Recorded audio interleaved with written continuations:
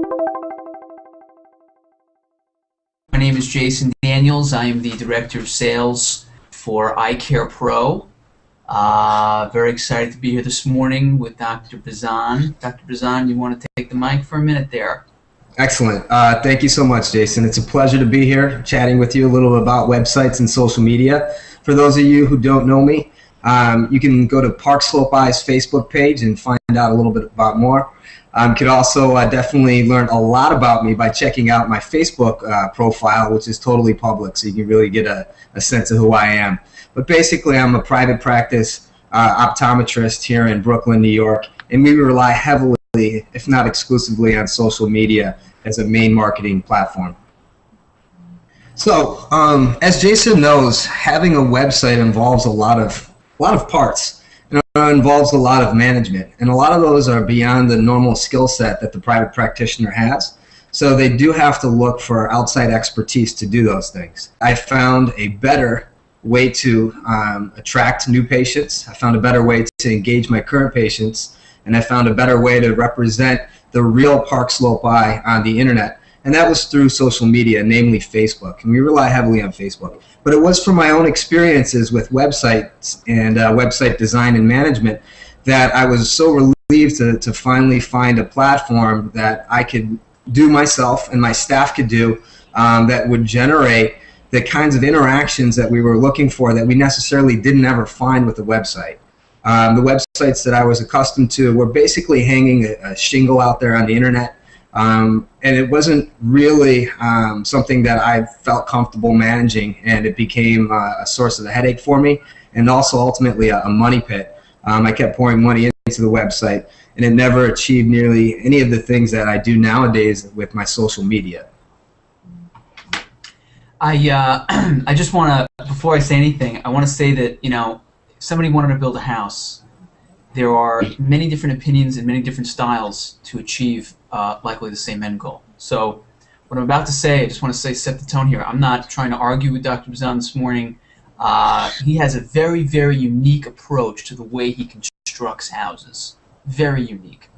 And if you take a look at his approach and the success of his approach in relationship to the other 30+ thousand ODs in the country, you're going to find a very serious discrepancy. To his credit, you know, Justin is a pioneer. He has taken social media to a place for optometrists that many optometrists don't have the time, maybe even or the wherewithal to do. I know, Justin, you speak all the time. We see each other on the road every now and then, you know, you're constantly giving tips and tricks and ways of starting and continuing and monitoring and making sure that social media is doing what it's supposed to do. What I have seen and what I maintain is that although social media, taken to the level that you've taken it, can achieve the goals that you've achieved, it's not to discredit the power of having a website and it's being listed on Google. We know that everybody, almost everybody, 82%, 3% of the market right now uses Google to find their products and services. So when someone does a search for an optometrist or something having to do with optometry in an area, not having a website, okay, is going to create a little bit of a lapse in the number of people who are able to interact with that practice or come into that practice. You would answer back and say that, listen, you know, you can have a Facebook page show up on a search engine. So when someone types in optometrist in that area, we can have the Facebook page show up instead of the website. And I am all for that. You're absolutely correct. The Facebook page can be optimized to show up on the search engine better, and that can be very good for a practice. But at the end of the day, there are certain elements of a practice that are not expressed well on a Facebook page solely. And what we see is that you take a look, and you know, when we read the article, you take a look. When you look at the world today, you take a look at every major corporation, every company out there. Yes, they have a very robust Facebook presence typically, and yes, they have a superb website. So although a Facebook page can achieve lots of business development when done correctly, when done the Dr. Bazan route, I think it's excellent. I don't want people to miss out. I don't want practices to miss out on the traffic that a website can catch. That's the main axiom here. Yeah, so since getting rid of the website, we have only seen growth. And I think that if I was a multi-million-dollar company that had intricate website designs, that they may have offerings on there that Facebook did not provide, or does not provide at the time, I should say, then I think that that platform would be relevant and viable. Facebook nowadays has the capabilities that go even beyond most of the websites that I've seen designed for optometrists. I think that the features that Facebook has are highly interactive, and it's also a platform that over 1 billion people are on a regular basis. So there's no way that my website's going to get in front of people with the same kind of frequency that Facebook does. If you're on Facebook and you have Well, Dr. Bazan, hold on one second. That stat, let's just zoom in there for a second. Although there are far more people using Facebook, that might be true. The specificity of a search on Google for something optometric, you can't rival that. So although you have billions of people on Facebook, when 1,000 people in a given zip code for a month raise their hands and say looking for an optometrist, that's very specific. That's very important. Yeah, so as long as we're in those search results, you know, we're in the game. What a website's not in the game is that interaction, or the frequency of the interaction. I mean, if you think about your own user, user trends, are you visiting a company's website with any kind of frequency? So nowadays, I think of the companies that you may interact with, and I go to their website. Maybe if I was doing a search for that specific company and I wanted to do some research on it. But the interactions that I have with the brands are all done through social networks. So when I'm interacting with the companies nowadays, I'm getting much more frequent exposure to them because I'm on a network where they're viable. So Facebook is where I'm seeing those companies show up in my newsfeed, which I may have never, ever searched for again, other than that initial hit. So that initial hit is now being supplemented by Facebook's ability to be searched by Google and other search engines, because we know that Facebook has done a good job of making the Facebook pages public, which is a huge distinction between your personal profile. So your Facebook personal profile is not getting indexed by search engines, but the Facebook pages that represent your business are. So one of the things that I was, I guess what I had an issue with is if I spent all this time on my website, it probably would take time and money away, or other resources, from focusing more on my social marketing. And my social marketing consists basically of one post a day that's done by a specific staff member. On even days, it's somebody from the optical side. On odd days, it's somebody from the reception side. And then doctors post. So creating a Facebook presence where you're showing up in people's news feeds, so they have the ability to, you have the ability to stay in front of them much more than you do with the website, is not a hard thing to do. It's one post a day taking less than 5 minutes.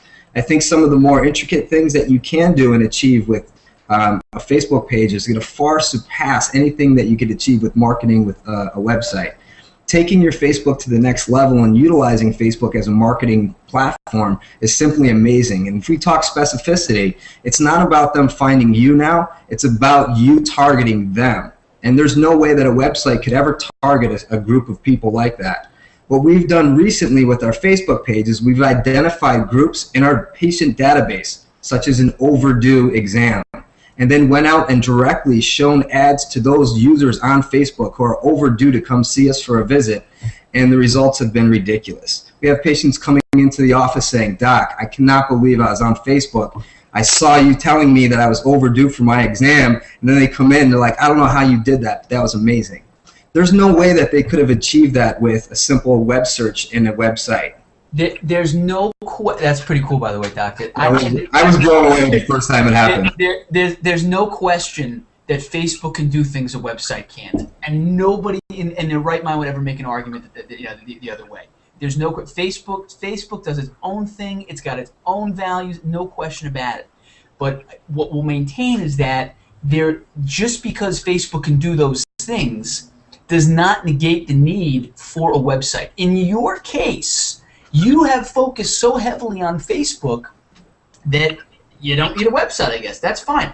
I wonder how much business you are losing based on not having a website. I don't know. As you said, you got rid of the website. You've been getting new patients, and that's great. But for the general shopper, for the general person, doing a search on Google and wanting to see somebody's website is very important. And that's why you have an entire world called Google, which basically is about listing websites. And so although the capabilities of Facebook are tremendous, of targeting your patients, of going after the patients, and a website can't do that, I got that. What a website can do is make sure that when somebody comes to Google Street and says, I now want to walk down this street and window shop for this pair of shoes or this necklace or this shirt or this optometrist, that your business has a storefront. The storefront of Facebook, it's a nice storefront. It does not give the depth and the resolution that a website can convey. All right. Yes, it has interaction, like you said. It's viable. It has energy, but a website does also. A website has movement. A website has customizability that Facebook doesn't have. Every Facebook pretty much looks the same except for the mural on the back, and that's basically it. That's how customized it is. So in terms of a business being able to really put its image out there, what it looks like so that somebody can feel the business without having to go in there and get a sense for what goes on there, the website is going to give a nice visual. And Facebook, as you said, also essential, is going to give a nice feeling for the energy there. No question about it. Both are necessary in today's day and age. And again, if you're in Dr. Bazan's camp, you have the time, you have the drive. How many fans do you have on Facebook now, Doctor? Close to 3,000. Close to 3,000. Okay, most optometrists are somewhere below 250 and trying to get up there. So there's definitely something that you are doing that other people either cannot do based on their market segment, based on creativity. I don't know. I know that, there are many optometrists that if they could hire you to do everything that you've done with your social media with them, they would do it. No question about it. My point is that it seems as though there is definitely a difference between what it is you are able to achieve with social media and what the general masses can achieve with social media. And for those who cannot achieve or get to that point, based on any number of reasons, the website still remains a coupled with Facebook, but necessary tool to attract business. No question about it. I think that the website represents utilizing research online in a very primitive state. And I do think that if somebody is stuck in that primitive state, then it might be a necessary first step. Okay? Mm-hmm. So, but if somebody is focusing more on where people are using the web nowadays, and that's for social interactions, that's not a necessary first step. So Facebook represents everything that a website can and does do with your search engine optimization, giving your business a face. Heck, it's called Facebook. It definitely gives your business a face or persona, and that could act as your primary website. Facebook is, in its truest essence, a website. Right.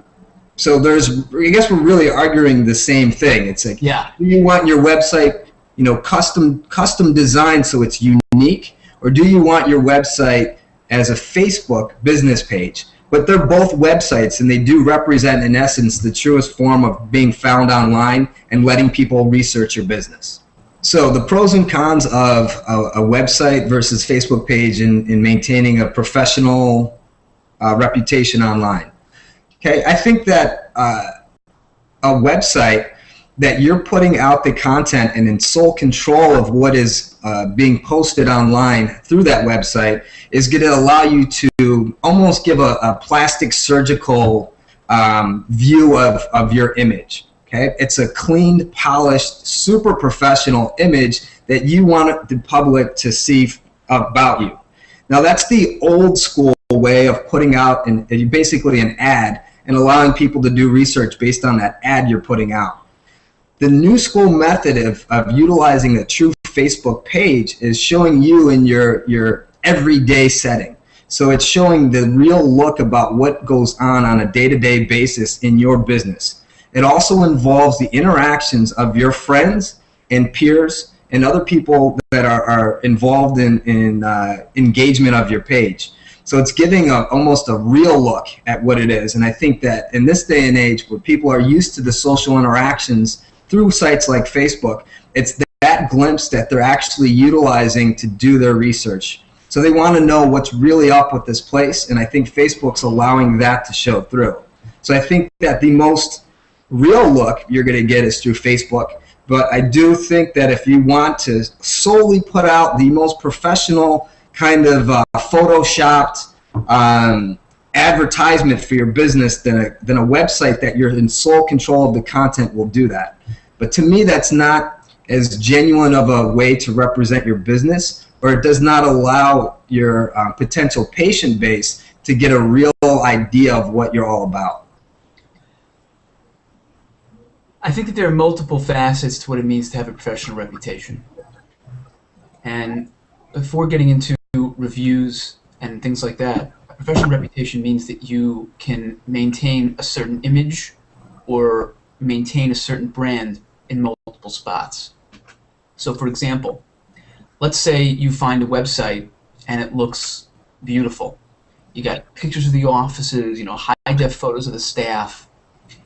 That business to both existing customers and potential customers is able to maintain a professional reputation in that image.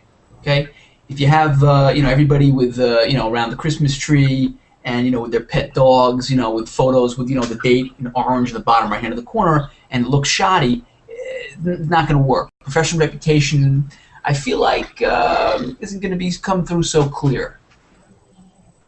At the end of the day, having a website by itself, forget reviews and what people have to say, is a great way to step up to the podium, state your claim, and have that reputation come across visually. However, today's day and age, when somebody wants to buy a product, it's fantastic. This is the best day and age to live in to buy something because you never have to take a chance. You get to see what everybody says about it. You never have to take a shot. Everybody loves this one. That's the one you buy. Everybody hates that one. Don't get that one. And so when it comes to people writing reviews, there are multiple places where a review can go. They can go on Google Reviews. They can go on Yelp, Facebook directly. And I think that if you're in a segment of the market where if you look on Google Maps and the results and you have every doctor there has got 6 reviews or 30 reviews or 20 reviews, and you don't have any Google reviews, well, that's going to count against you. People want to be able to take a peek inside about what's going on, exactly what Dr. B said. You want to be able to see inside, get an honest feel for what's happening, and that's what reviews will do. If you don't have any reviews to show where everybody else is showing their reviews, well, you're missing out. People want to connect with you on Google right there to see your reviews, and they're not seeing them. So we want to make sure that that's full of reviews on Google. Yelp's a different story, and Facebook too. Facebook is another place where people can say how things were, what they feel, and as long as you have that stuff being pumped into Facebook, that's great. That's great. I don't really see any difference between having a website and or Facebook page in terms of getting the message out there to people. As long as that message is positive, people are going to see it. I do want reviews to be on Google places. I want there to be reviews where reviews need to be. So just because you have a lot of Facebook reviews or people talking about you on Facebook and about your great reputation doesn't mean that you're all set. Now, if you have a nice bridge from your website to your Facebook, so someone visits your website and they click on the Facebook link and they go over to your Facebook and see, boom, this guy is amazing, this is incredible, this is like Disney World, you got to come here. Okay, that's great. Again, I don't want to take the website out of the equation completely because Facebook can do everything that the website can do. There are people who solely engage the website and want to see those reviews there in that space, and I want that to be open. I don't want to close that door yet. Yes, it might be that things are moving in a direction where everything's going to be socialized. Okay, that could very well be. But right now, we're not closing the door on having that review and having that reputation coming through, with the website by itself. So, one of the things that I was hoping to happen after I ditched the website was I was hoping that I'd get emails or people coming in saying, man, where did your awesome website go? I didn't get a single person telling me, wow, that. Well, I had one person who missed the music. They liked actually the music that we had on our website, and you can't have music on your Facebook page yet. Actually, you can. No, you can actually. A lot of bands do have music on their Facebook page. I take that back. I'm sorry. But one of the things that I was hoping to happen didn't happen. Nobody really missed my website once it was gone. So that was something that kind of bummed me out a little bit. So one of the things that we have seen increase over the last, I'd probably say 12 months, is the ability for patients to contact us directly through Facebook. So now they're able to send us messages, and we get at least maybe one or two, well, we get about, I'd say about 3 or 4 a week messages directly from our Facebook page. We get tons of emails all the time because we do tell people that the best way to contact us is through email, and they can actually read that in the About section on our Facebook page. Then we also get posts from different people and businesses directly on our Facebook page. And the interaction, there's just no way that you can compare the interaction of a traditional website to a Facebook page. The interaction that we get is not only with our fans, but it's also with other businesses in the community. So our Facebook page is out there making strong connections with other businesses. And I can walk into a local restaurant, or probably more likely a local bar, and I'm the mayor there all of a sudden. It just happened yesterday with a guy from the Brooklyn Brewery. So Facebook's allowing us to make those connections where it's just virtually, it was impossible before the social platform was around. As far as the engagement that goes in office, well, we're seeing that when patients come back, who I may have had a touch point of one exam every 2 years, now all of a sudden they're coming in with more frequency. I think patient compliance is higher because we have interactions. And I do see that the people that we have the most interactions with on our Facebook page, I do see in the office more often. So is that it's a chicken and the egg thing, but I think that if they're interacting and engaging, you're going to see them offline more because of that. I agree, and probably would say the exact same thing Dr. Marzan said. I mean, I've been speaking with optometrists in the in the hundreds per week for almost 5 years, trying to develop systems to create patient flow. That's what we do. So about 3.5 years ago, it became obvious that search engines and a website by itself don't represent the entire picture. And that's when we started on our social media optimization and management campaigns as well. There is no rival to Facebook in terms of reaching out locally, interacting locally.